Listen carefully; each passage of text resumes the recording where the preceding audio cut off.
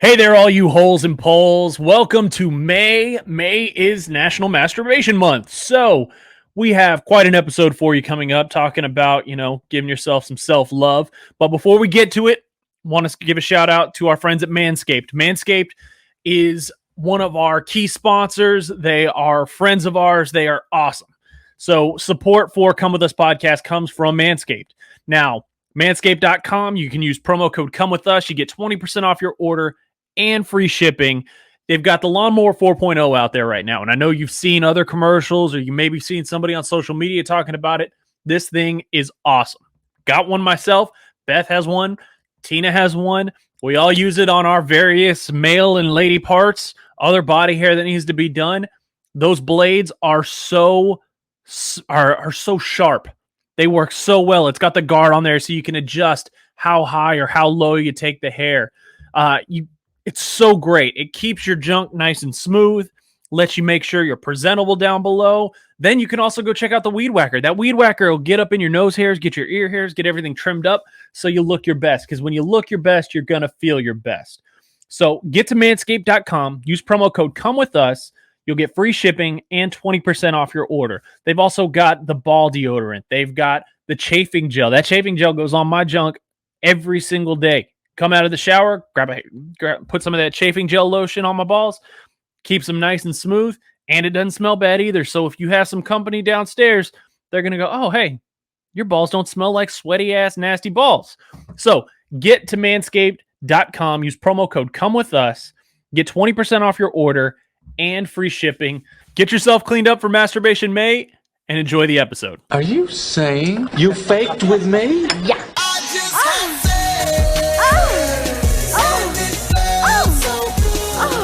Wrong. Now you're single. What do you know about sexual relations? Is it true that if you don't use it, you lose it? I'm a little worried about being a slut. You're listening to the Come With Us podcast, talking the good, the kinky, and the ugly. Here are your hosts, Beth, Aaron, and Tina. Hello, all you sexy holes and poles. Welcome to Come With Us podcast, where you're part of all the naughty, sexy, fun conversations that everyone wants to listen in on. Welcome to the month of May, which is Masturbation Month. I don't like that term masturbation, but I do like what it's about, which is really, it's self-love, self-pleasure, and we are all about that. So glad you're here today because we've got some public sex announcements, some PSA, we've got all sorts of ideas for you, talk about different sexy props you can use. What about if you're jerking off at work? Are you alone? Are you the only one? What's going on with that? I'm Beth Darling, your sexy genius here from sexyedschool.com with Aaron and Tina. Are you guys excited to talk about loving yourself? Yes, of course. I'm a guy. I've been, masturbation's been on the mind since I was like 12. So sure, why not? Just one more day talking about it and thinking about it. I was going to say, are you an expert? Like some people are actually not expert lovers of themselves. They might do it. They might get to orgasm, but they don't really enjoy it. They're not proud of it. They're just kind of doing it and they're a little bit ashamed. I mean, so talking on masturbate, like, because having, been friends with women or, having had, my one sexual partner, but other intimate partners in my past, women masturbate differently than guys for the most part. And it's a generalization, I know, but most women like I've ever talked to about it usually, set the mood, get themselves right. Where guys like I could literally do it in the shower today while I'm getting cleaned up and get it done and be like, all right, cool. I feel better.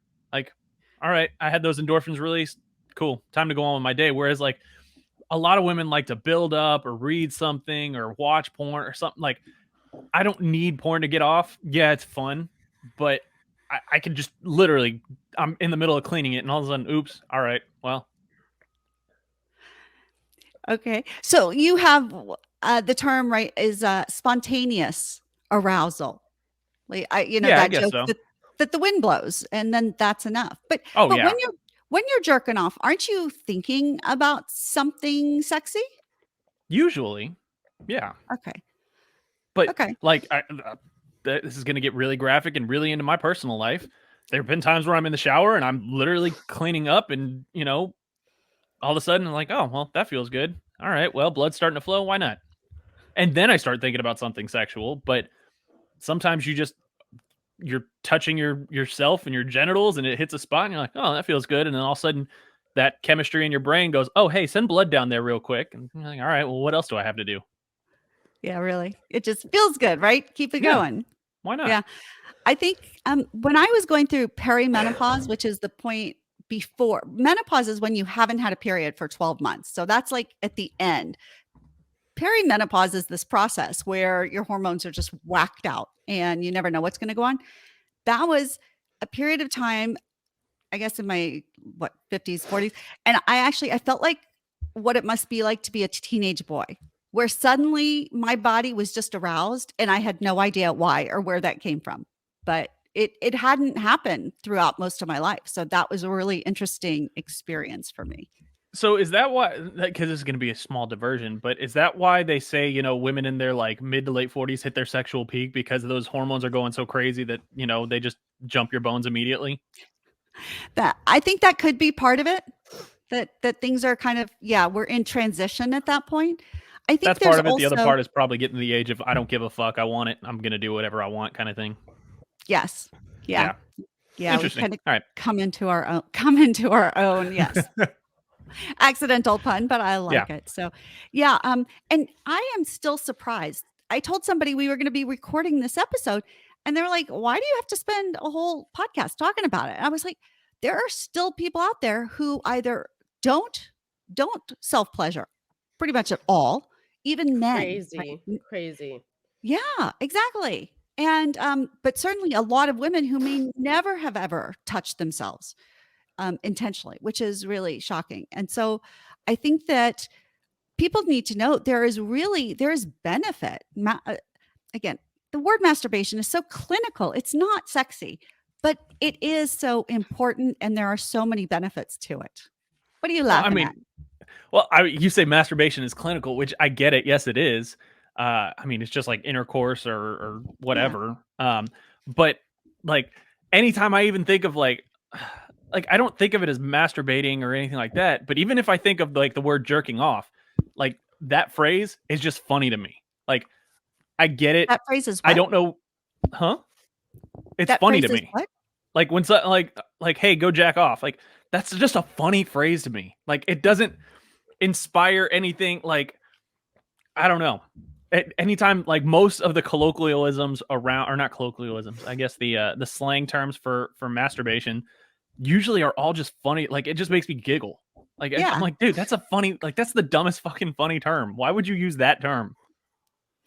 Well, I think maybe for me anyway, those terms that make me giggle, that lets the intellectual part of me that wants to stand back, right? When something is clinical, I'm just in my head thinking about it. And, I can be such a geek and just intellectualize things in a way that's not good. So but at least when I giggle, it sort of releases that and it puts it into a feeling into my body instead of it just being this in my head because, and probably because I grew up so uptight and so ashamed of sexual stuff, especially masturbation. I mean, masturbation is, I think in my generation is looked at very differently than in yours, Beth, to be honest. But I think it's the people you hang out with. I mean, there's a lot more awareness. Maybe. People. But even like the more prudish people I hang out with, they're not going to go into like super detail on it. And I'm talking mostly girls, right? Guys, like whatever, But I think with girls, even like you'd be surprised how many like not prudish, but like people who are like a little bit more quiet about their sex life or unwilling to talk about admit to like masturbating, like the idea of it and doing it. But again, like I don't surround myself with like extremely religious people or extremely conservatives, like again, but I would say like even in people who I'd be like I was surprised. I'm like, wow, okay, whoa.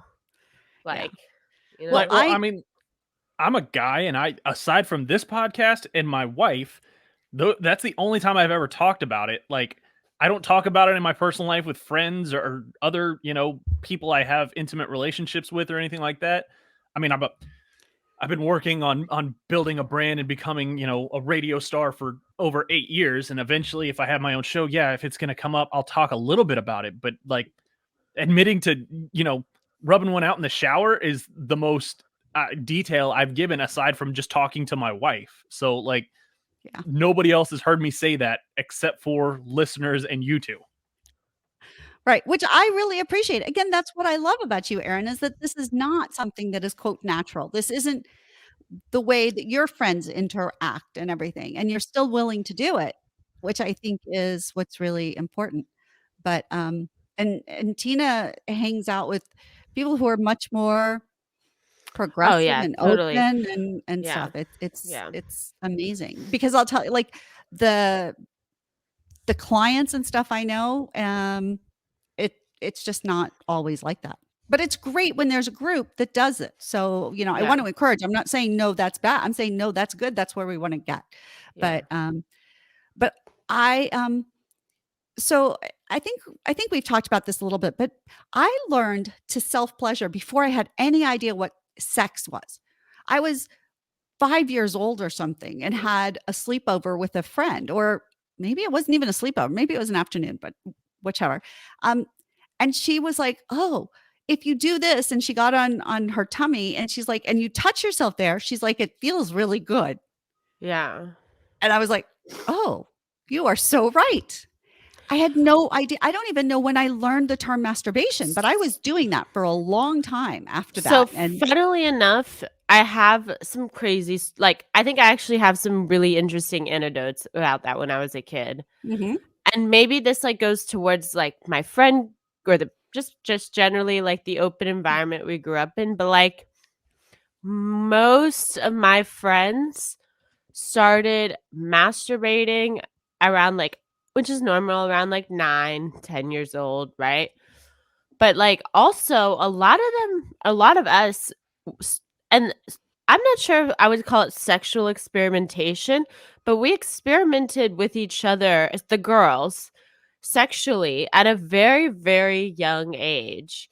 And like again, I'm not, this is like, I don't want to, delve into like all this stuff, but I think that like it's kind of goes towards we would masturbate not each other, but like in front of each other, like, because I think we were just like curious about what was going on and like, what was happening to our bodies kind of and stuff like that. So, it's yeah, again, like I think it's just I will tell you, I haven't heard too much of that from other people. So, again, there's so little accurate research. There's so little actual conversation about this stuff that's really honest and forthright that it's hard to tell. Maybe that is the majority. Maybe there are lots of people who do Right. that. Hell if I know. Yeah.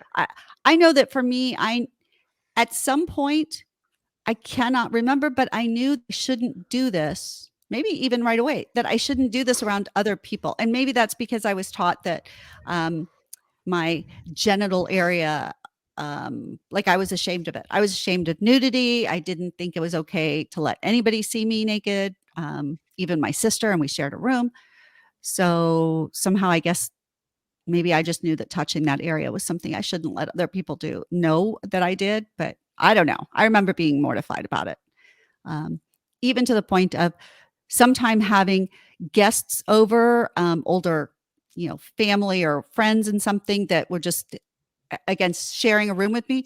And I would touch myself and try to be quiet about it. And one time I was breathing really heavily and somebody said, "What are you doing?" And I was like, nothing. And I just like stopped. And I was so mortified that I had been caught. And again, I'm still not sure I understood that it was masturbation or not, but it was, yeah.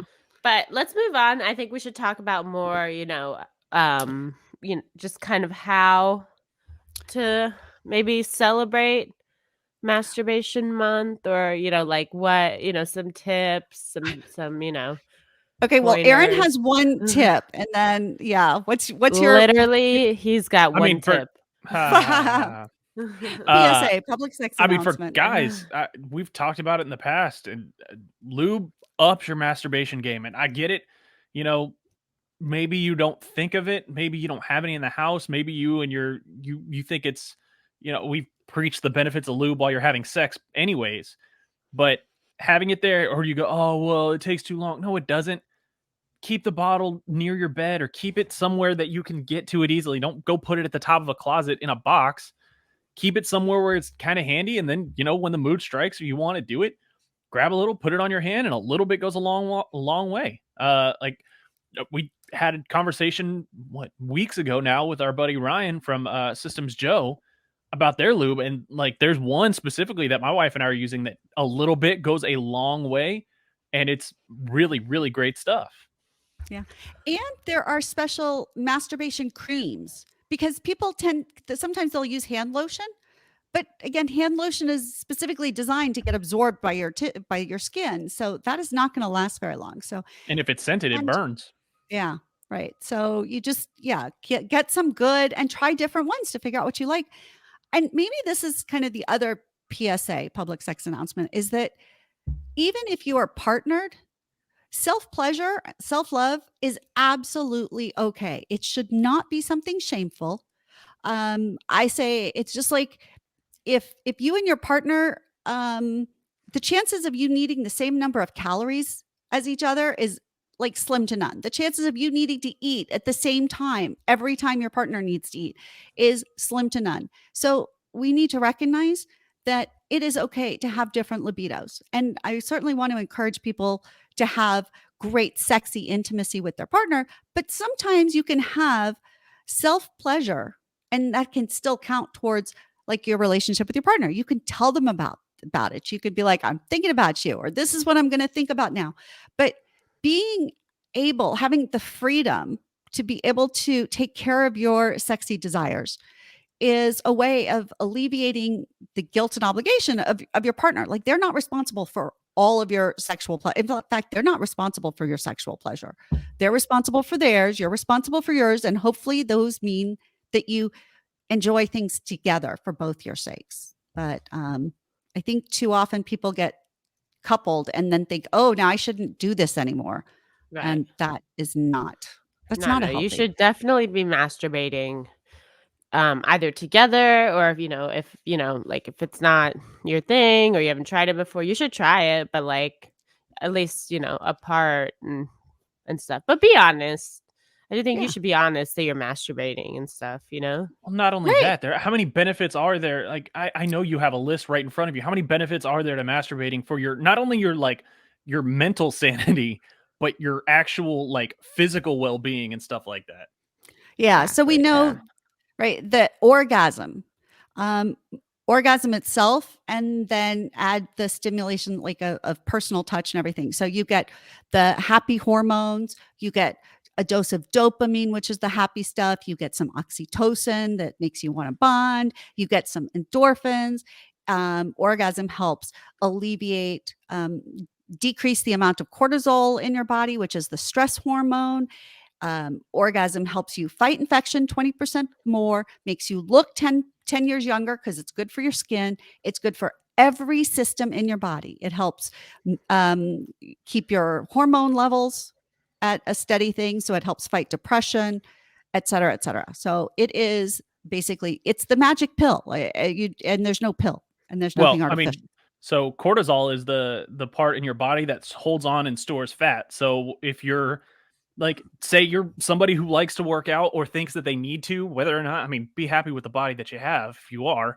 But if you're somebody who looks in the mirror and goes, you know what, I'd like it if I didn't, like, I look at myself in the mirror and go, man, if I stopped drinking beer and I ran, just 3 more miles a day, I'd be happy with the way I looked again. That cortisol stores fat, and the more you're starting to decrease it, that also is going to help. Not only, no, I'm not saying, if you jack off 3 times a day that you're going to lose weight, but it also helps if you're in a workout regimen and say you have a goal and you go, hey, which we'll get into in a couple of weeks. I want to talk about, bathing suit season and body positivity and all that fun stuff. But if you're looking at it and going, man, I got to be at the beach in 3 months and I want to look good, whether it's in a bikini, whether it's in trunk, whatever you are, if you're masturbating and you're releasing that cortisol level while you're also, eating right, doing a good workout regimen, you're going to notice differences in that stored fat starting to shrink down. Yeah. And like I said, Not to it's mention, good for your skin. Like it yeah, makes your and skin, and so you look 10 years younger. It's crazy. and you've brought this up for men. I mean, how many orgasms are you supposed to have a week to reduce our risk of prostate cancer? 3? 3. American Medical Association recommends 3 orgasms, at least 3 orgasms a week for men. Only I should one never for get women. prostate cancer then at that rate. Wow, Well, that's awesome. I wouldn't say, I can't say that, but it is good for you, and it definitely, it's That a was a workout joke. for your prostate. Oh, Yeah. I know, but I know. I'm not saying yeah. that's medical advice. I'm Right? not saying I definitely jack off 3 times a week. I don't. Sometimes I do, sometimes I don't. It just depends.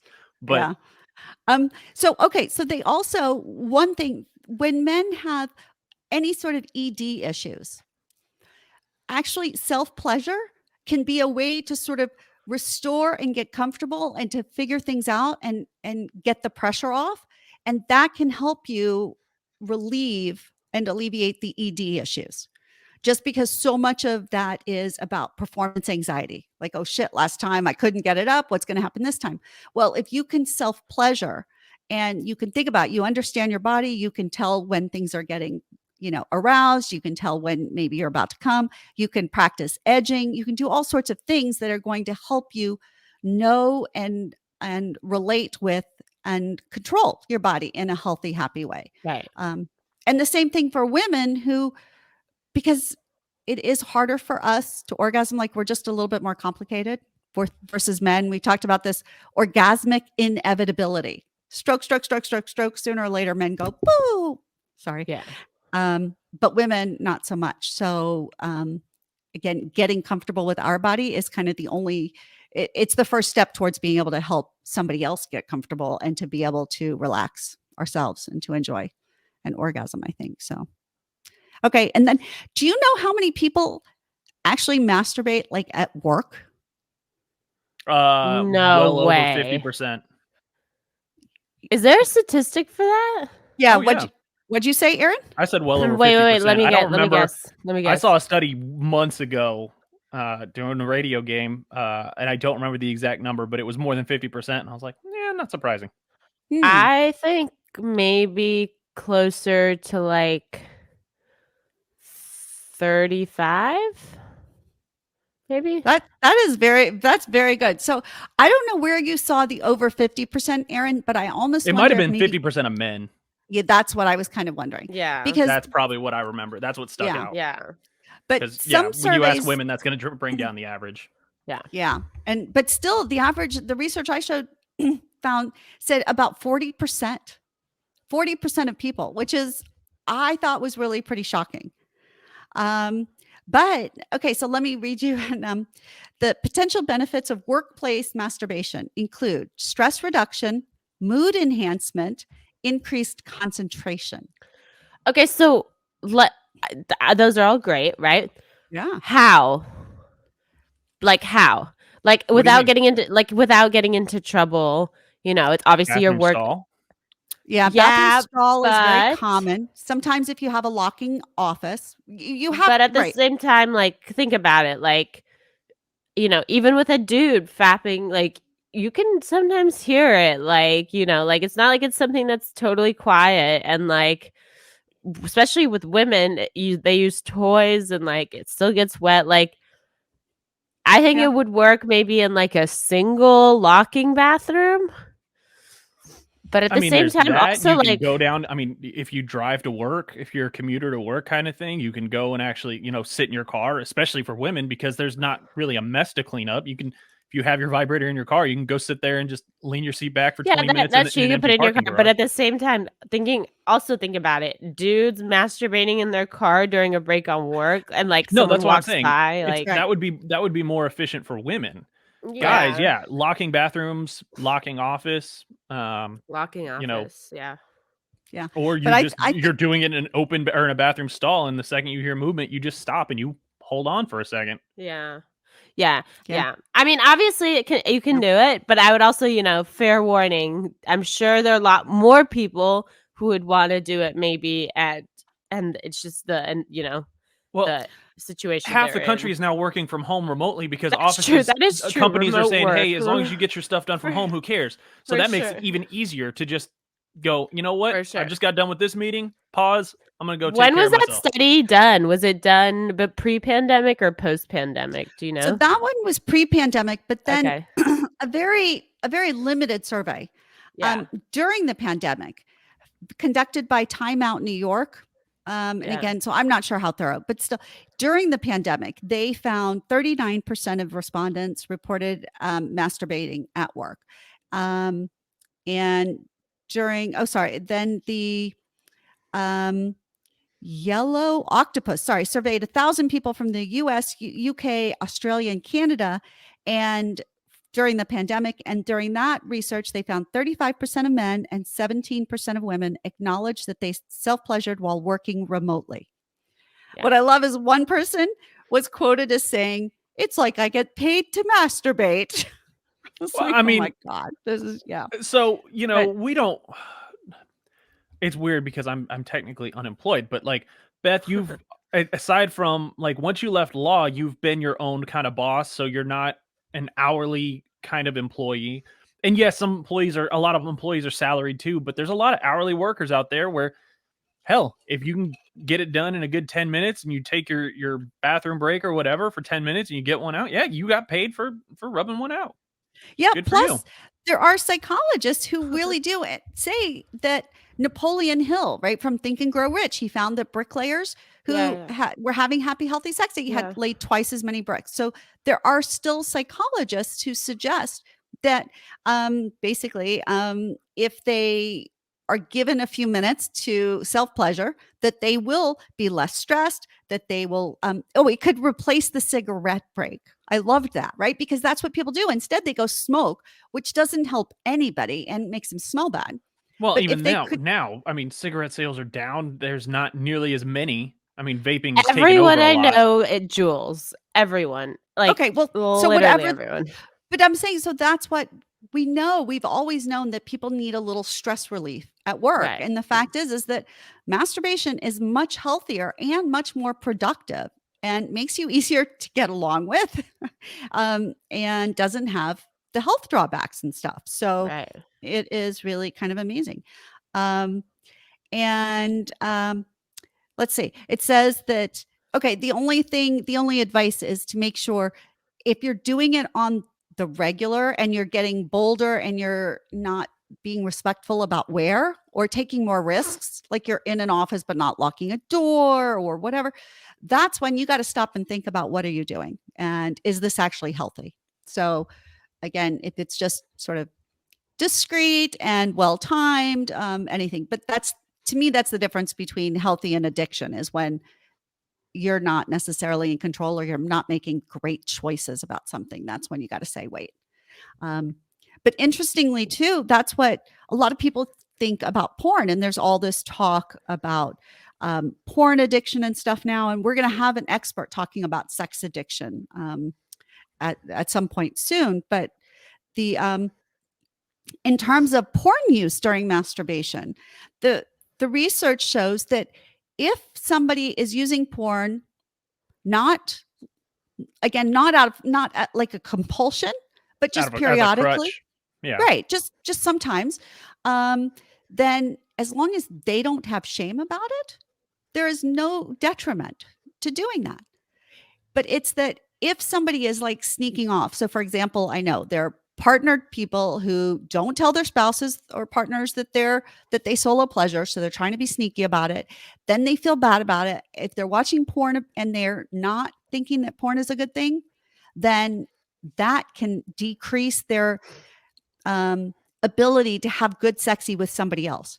And they say it's not the porn, it's that the people's guilt and discomfort that because they're carrying this sort of secrecy, then they're not as open and as willing to be intimate with partners.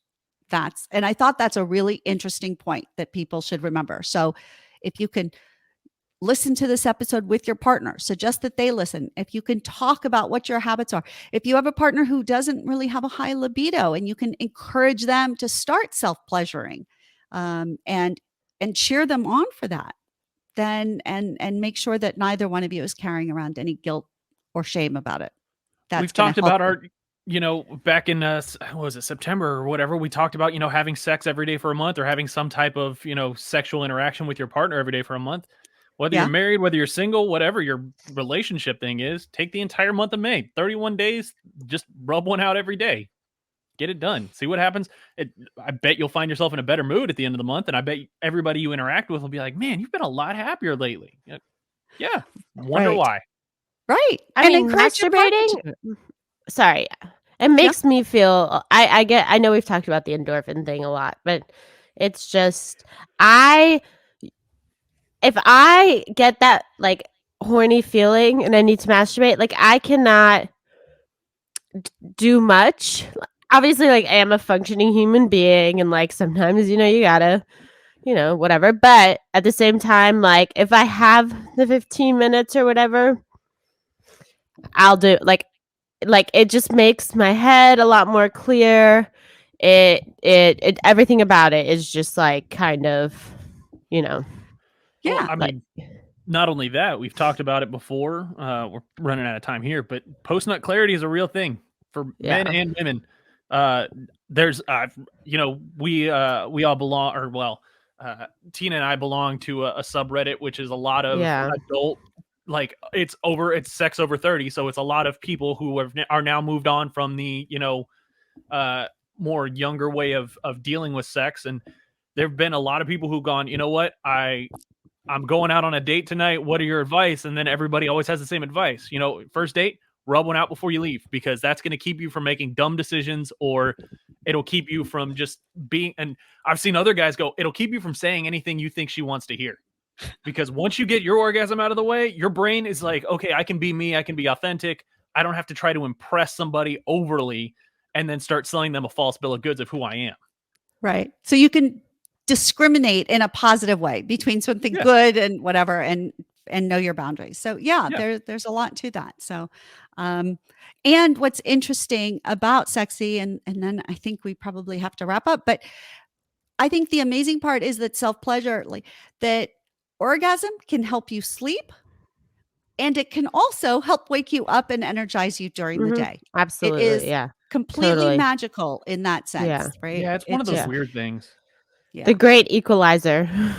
The great equalizer. Yes. Yeah. I do. I like that. So, and be aware, there are all sorts of new, fun, sexy, romantic props that men and women can use, right? Everybody knows vibrators, but there are things like the fleshlights. There are different strokers. There are so many fun things that you can use to help your self-pleasure become different, because this is the last PSA, and then we'll wrap up, but public sex announcement, you don't want to orgasm. You don't want to self-pleasure the same way every single time, because you want your brain to be able to follow different paths to orgasm.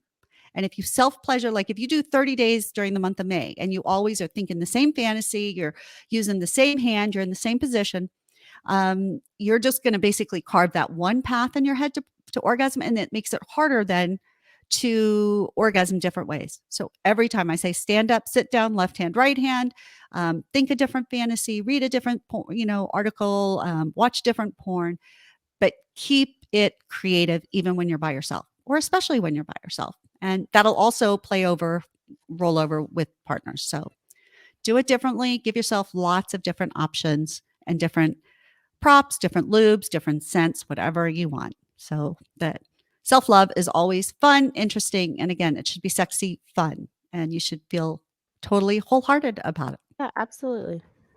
Yeah. All right. Okay. Well, with that in mind, I wonder what the all three of going us to are go. about to go do when we log off of Yeah, this. I was about to say, I think all of us are about to. I have to say I did beforehand. I don't know. There you go. Did y'all not? No, I have work to do in the mornings.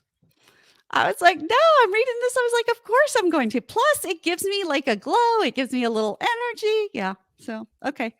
But it'll be good. Uh-oh. Well, Tina just lost her right. internet connection, so. Okay. Well, hey, thank y'all so much for being here with Come With Us podcast. I'm Beth Darling, your sexy genius from sexyedschool.com. Please go check out sexyedschool.com and you can use promo code Come With Us to get 20% off the classes there, including how to blow his mind while loving his body and the art of orally pleasuring her. On behalf of Aaron and Tina, thank you for joining us for this deep dive into self-pleasure for Masturbation May. And let's say, may the force be with you. May your love be with you throughout the month. Aw. All right, you have to do the bye, Aaron, since Tina's not here. That's weird. No, it's cute when she does it. That'd be creepy for a guy with a voice like me to do it. Oh, silly. All right, well, big hugs and love, and from Tina. Thanks for listening to the Come With Us podcast. Be sure to follow us on social media at Come With Us Podcast and send in your questions, comments, and confessions to comewithusconfessions@gmail.com. Until next time, keep it fun, flirty, and naughty.